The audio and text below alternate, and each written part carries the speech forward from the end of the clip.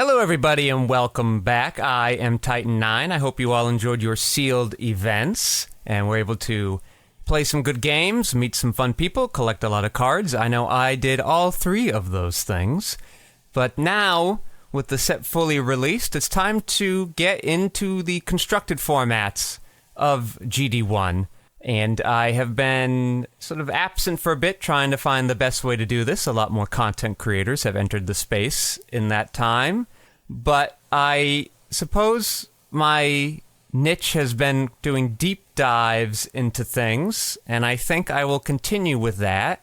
Just as a quick heads up, this video will not have any gameplay. If you're looking for specific gameplay tips, stay tuned for future videos in the series that I'm referring to as meta meditations, where we kind of really break down what's happening in the meta. But I just wanted to kind of give a quick overview of the meta, and for people who like to build decks, you know, and don't just want to play the same four that are kind of kicking around at the moment, I wanted to give you some kind of pointers on where to begin and how to approach it, and how to deal with the circular meta that we seem to be in, where a meteor control does pretty well against blue-white, and blue-red ping seems to do pretty well against meteor, and blue-white seems to do well against blue-red, and aggro in various forms is kind of hovering underneath the surface, just being able to get free wins by going underneath everybody. There can be ways to kind of game that if you wanted to sort of branch out of the specific stable decks, or like find ways to improve them. We'll look at that over the course of the series. We'll look at just the standard decks over the course of the series. I don't want to get into specifics in this video. We're just going to take the broad look. So as you can see from my window here on exburst.dev, I have many decks I've been doing. I've got the Meteor Control. Meteor Control, obviously, that one is a big dog in play. Unicorn Blockers seems to be the blue-white list I'm seeing the most and playing against the most. It has that aggressive endgame, so it doesn't have to sit around and wait a lot. It breaks the mirror. Already an innovation in the blue-white technology. And then you can see I have a few different forms of blue-red pingers that's been coming out since this Eggman 1 and his friend 1 too. This list I think is close to that. And now a Sailor version's kind of being played around with too. I haven't quite figured out where I want to settle on this. One of the early aggro decks I was playing with was a white-based Blitz, and this one you take advantage of G-Fighter and your tap effects from Gun Cannon and Amuro to push, and the G-Fighter obviously to push through. And that one I had some good fun with last week playing around, but there's the more standard version where you have Char to high maneuver through things along with your G-Fighter and your Amuro tappers.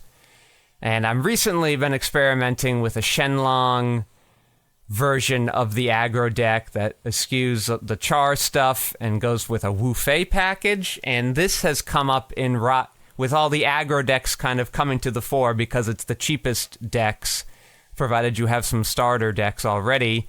This is kind of a good mirror breaker in and of itself. It can eat up the small units quickly while still having game against the other decks, thanks to some of the bigger top end.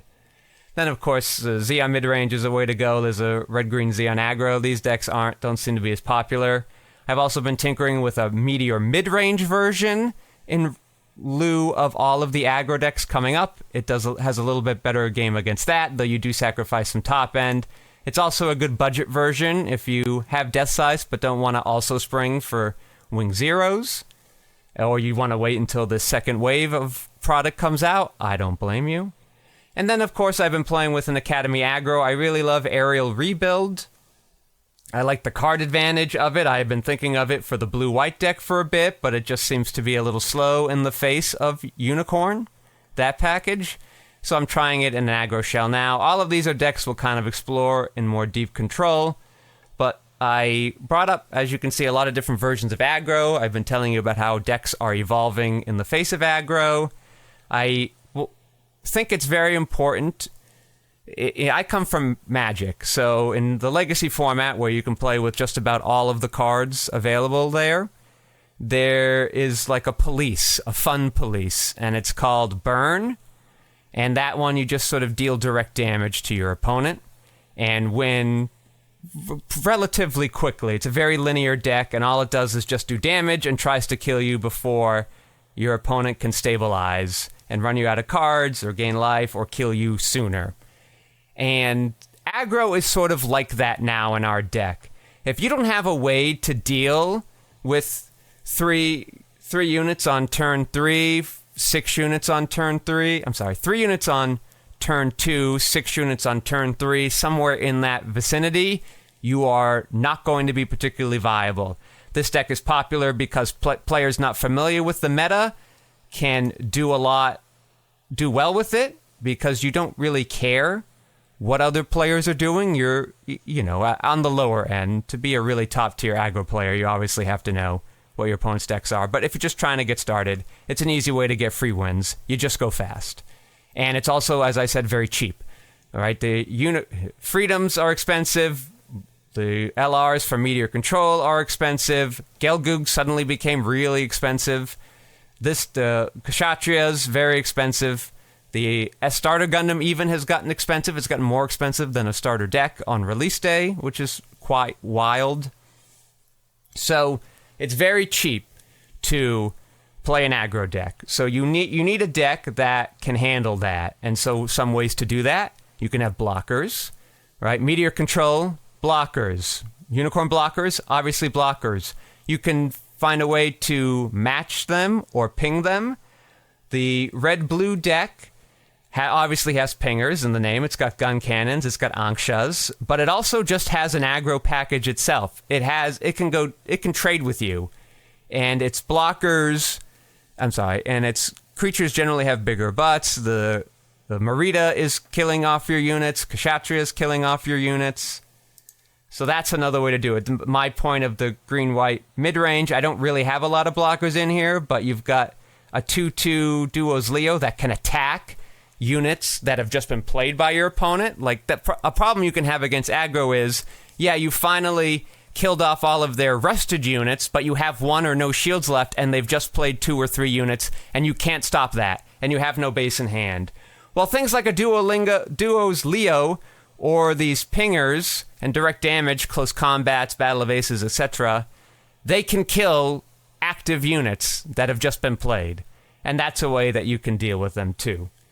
Obviously, you have the starter deck Wing Gundam that can attack active units as well.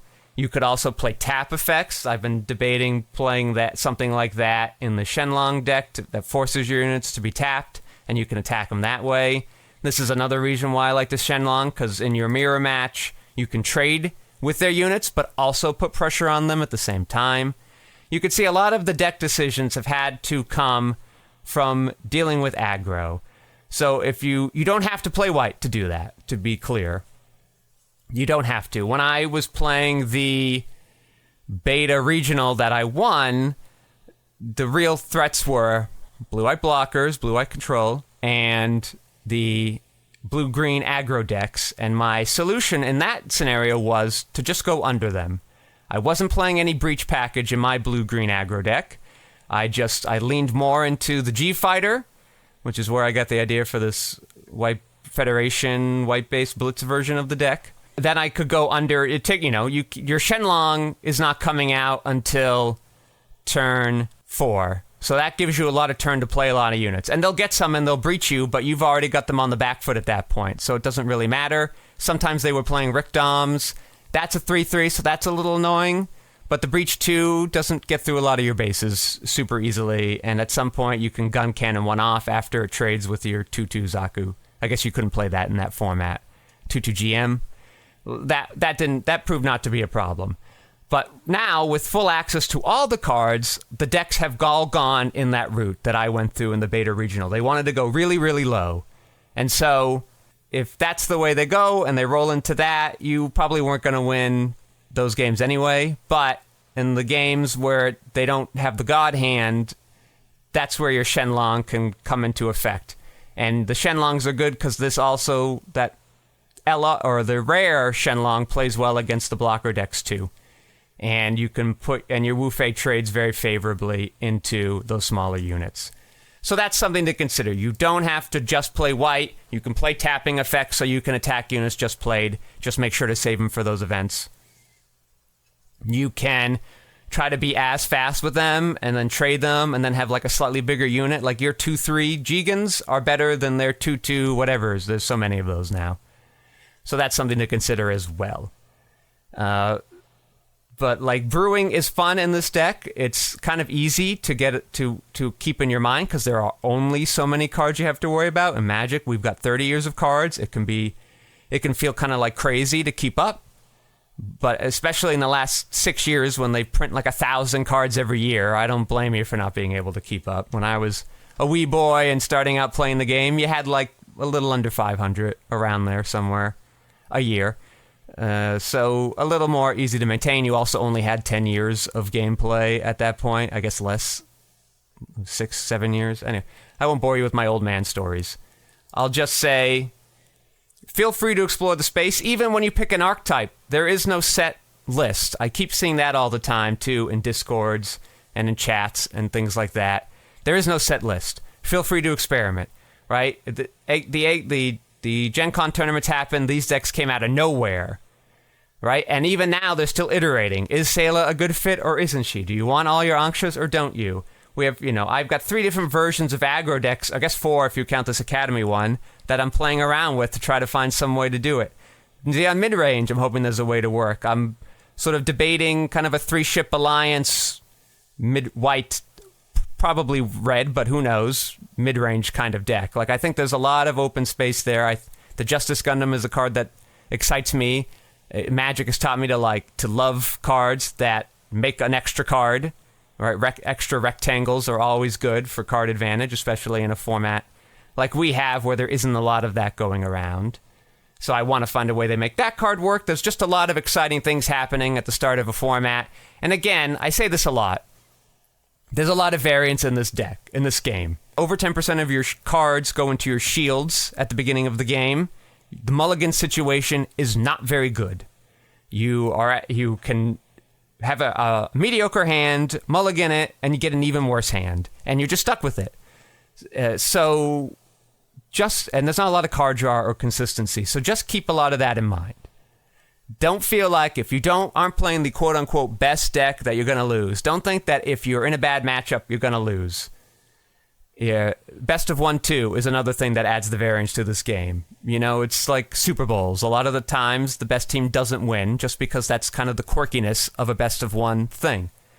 So feel free to try, experiment, play around, and that's the exciting part of the format. Play the decks that you love.